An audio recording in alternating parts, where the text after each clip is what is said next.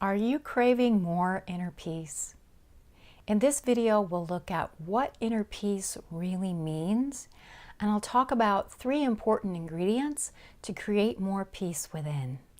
I'm Kim McIntyre, and it's my mission to help you live with less stress and more joy. Here on the Joyful Being channel, I'll often share an uplifting passage or an inspiring quote because I think it's so important to feed our minds positivity, to balance out any negativity we might be experiencing in our lives. So if you'd like to learn when these inspiring videos are coming out, by all means, subscribe to the Joyful Being channel and be sure to click the bell icon next to the subscribe tab so you get to be the first to find out when the videos are coming out. Today I have a beautiful passage to share with you that's titled The Real Meaning of Inner Peace. And it's about finding peace where you don't expect it. It's also about cultivating peace within.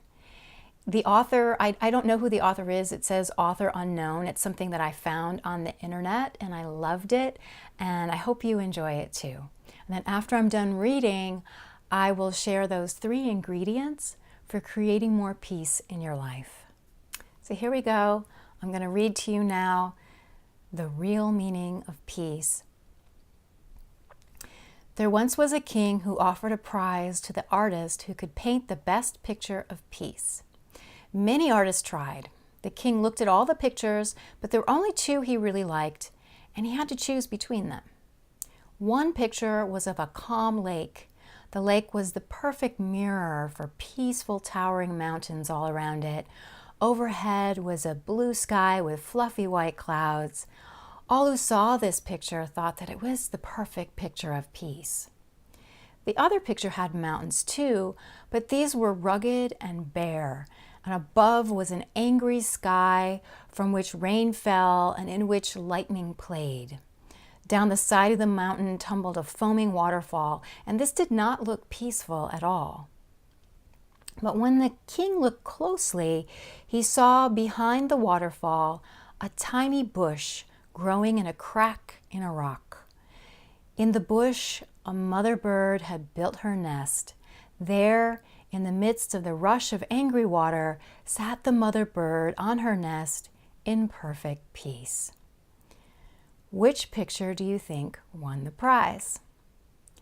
The king chose the second picture.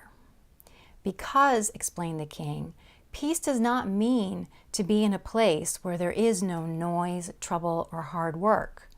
Peace means to be in the midst of all those things and still be calm in your heart. That is the real meaning of peace.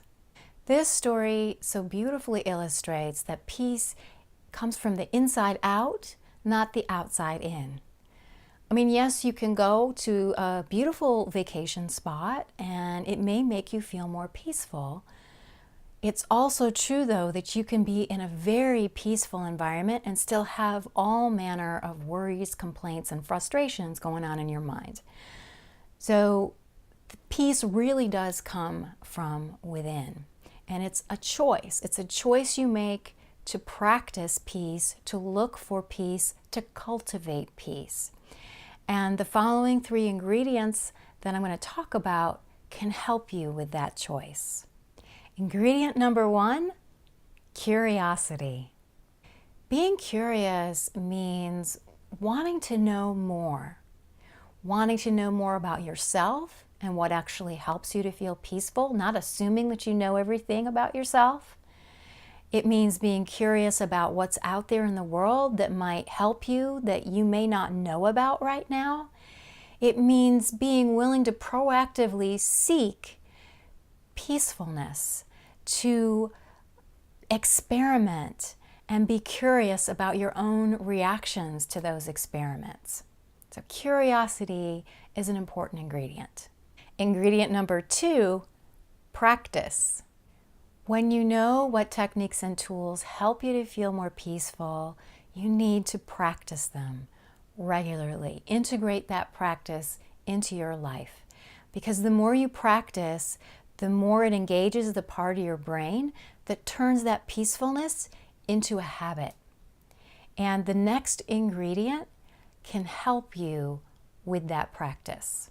Ingredient number 3, support. Support comes in many forms. It could be a group that you belong to, and the energy of the group, whether it's an exercise group or a meditation group or some group that's uplifting, if people around you are practicing and engaging in it, you are more likely to do it as well. It can also be reminders like an app that's on your phone or an exercise thing on your wrist or even a post-it note on your computer. There's so many different ways to find support, both online and in the real world, and you just need to seek that support out. One of the ways I like to support people is through my free e-newsletter, which is chock full of tools and techniques. You get like a stress relief tool each week in your inbox. That email is a reminder that stress relief is important to you. And these tools are good for stress relief, but they're also about making you feel more calm and centered, which is also about cultivating inner peace. So I hope you'll check that out. You can find the information about that in the video description. Please feel free to share in the comments any types of practices that help you to feel more peaceful or to cultivate peace within, any types of support that help you, that puts ideas out there that may help somebody else too.